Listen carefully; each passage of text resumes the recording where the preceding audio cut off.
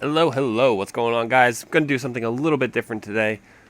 So what I realized is that a lot of the people that watch my videos are kind of new to Monster Hunter, so this is more for them than anything. If you're a veteran, you don't really need to watch this. But basically, I'm going to try to explain how the armor and armor skills work in Monster Hunter, and pretty much all of the Monster Hunter games. So first thing, when you start up the game, you'll be like, oh man, look at all this cool armor. Like, for example, this merchant right here has like, well, this isn't really cool armor, but like, you might be wondering what the difference is between like a hunter's mail, a hunter vest, and like alloy mail or something. And to do that, really the main difference is several different things. One is the resistances, which you could see. The hunter mail has resistance to fire, and basically that's it. Neutral to water and thunder, and weak to ice and dragon. And then the vest is slightly different. And then the alloy mail has a smaller resistance. It's basically, it has different values. That's all you really need to know. And you can see those on the TV, or on the screen rather. So the vests are usually for gunner mail or gunner armor, which I'm not going to be getting into because I don't really use guns that often at the moment. But the main difference is that they have different skills. So if I press R, I can, on the fourth screen, press R 4 times, and you can see that the hunter mail has -2 to poison, +1 to psychic, +1 to ranger. You might be wondering what these are. Those are the different skills that the armor has. So if I would buy that and equip that, I'd have +1 to psychic and +1 to ranger, and then -2 to poison. However, let me just show you with the equipment that I currently have right now.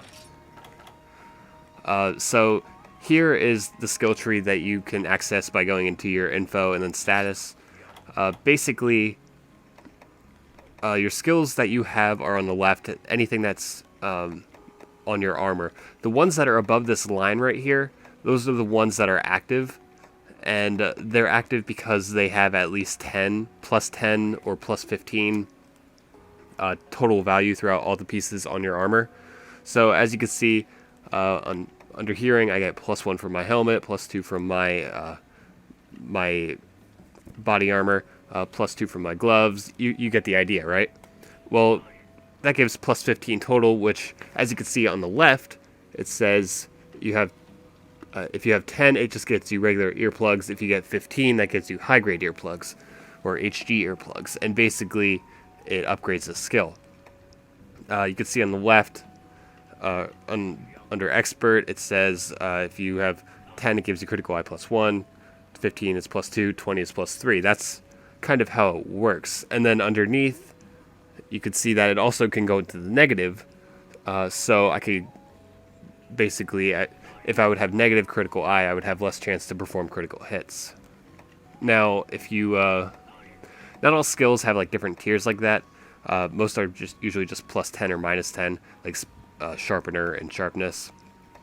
And then the skills down here, they don't do anything because I don't have +10 or -10 in any of them. So I might have -8 health, but it doesn't actually do anything because I don't have -10, if that makes any sense. So that's kind of how the skills and things work. Now I'm going to, for you new players that are still in low rank, I'm going to suggest some different armors for you to use. Basically, you could start out with like the hunter mail, really, the hunter set, because that'll give you a ranger and psychic will tell you where the monsters are, so you don't have to. You can see them on your map, which is kind of helpful for newer players. And let's see, some other good armors. Really, the first set that I really got was the Jaggi set, and the Jaggi set's kind of good because it gives gluttony, attack, and stun, and basically these the gluttony increases items that it makes rations more useful, basically, because it increases your stamina more. Attack is self-explanatory. That raises your attack power and how much damage you do. And then stun makes you less likely to get stunned, which is really... if you can get 15 in that, you can't get stunned at all, which is kind of cool. But really, I suggest going with the Jaggi set for those that are new to the game, because it's really just a good overall beginner set. Now, the only thing that's wrong with the Jaggi mail is that it has -2 to fire. So if you get hit by like a Raytheon or something, a Raytheon fireball, it will do a lot of damage and you might die. So for that reason, I suggest having usually 2 or 3 sets at a time for different monsters. So I know I had the Rogi set as well because this gives poison, and I really don't like being poisoned, so that's what I did for that. And it also gives a little bit of fire resistance. The Kuropeku mail is okay. It has wide range, so it's more for like online play, I guess. Really, the set that I really used a lot, though, was the Lagiacrus set, and that's because it gives current resistance, fast charge, and tenderizer. Tenderizer is really good because it increases your damage when you're attacking a weak spot on a monster.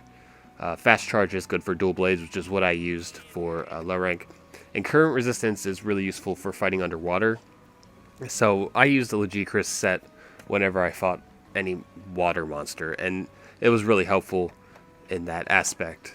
A lot of these other ones are alright as well. Like the Rathalos is okay. It gives attack and Sharpener, both of which I am fond of.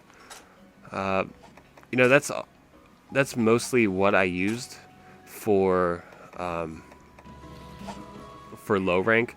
I mean, some of these are probably better. Like Agnactor is pretty good. Actually, it's not too great.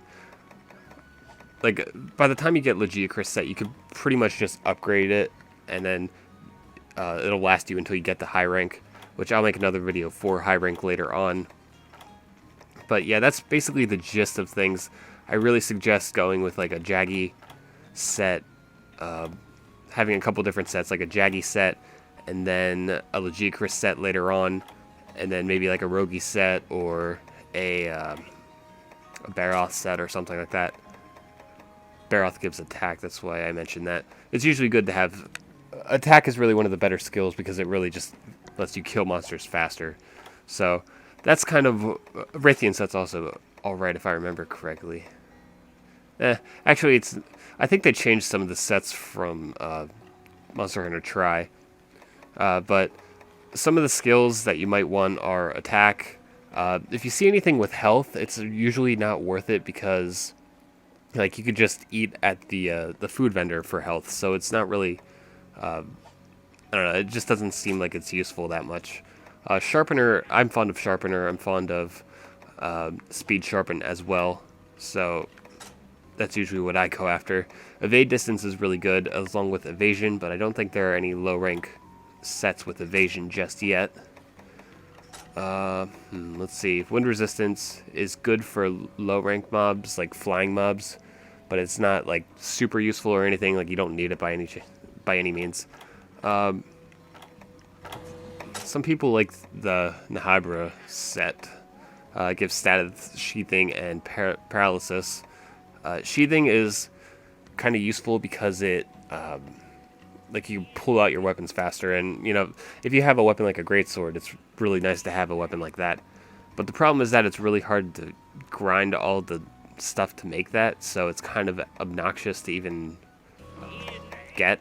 So that's why I don't really think you need it that much. I guess that's everything. I just wanted to like tell you my thoughts on armor for low rank players and things like that. I'll probably be doing more like a base tutorial, like core mechanic tutorials, since I finished all or most of the quests over here.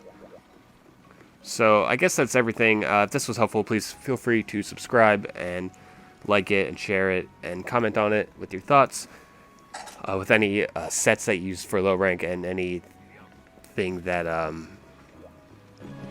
anything that you want to say. Anyway, that's everything. This is Game Taco for the win, so I will see you guys later.